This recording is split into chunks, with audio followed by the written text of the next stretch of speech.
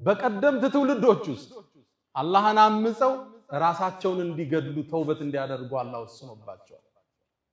ፈቱቡ ኢላ ባሪኢኩም ፈቅቱሉ አንፉሰኩም የተባለ ትውልድ አልፏል።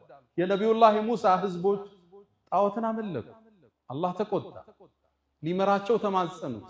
ማህርታው ግን ራሳቸውን እንዲያጠፉ ነው አላህ የወሰነ።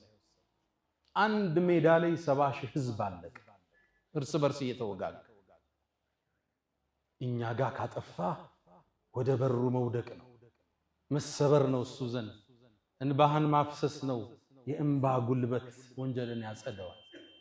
እያንዳንዱ ትውልድ ጾም ተደንግጎበታል።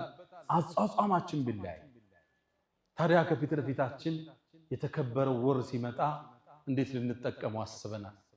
እንዲሁ ሳናስበው እንደባከነ ገብቶ ረመዳን ይውጣ ነገ ዒድ ነው እንዴ እንባባል እየተያየን፣ ወይስ ዝግጅት አድርገናል?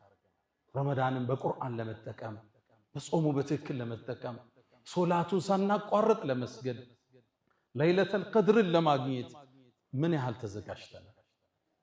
አሁን ሳናስበው ኒስፈ ሻዕባን ገባነ፣ አፈተለከ ሳምንት፣ ድንገት ረመዳን ነገ ይገባል። ዝግጅታችን ምን ያህል?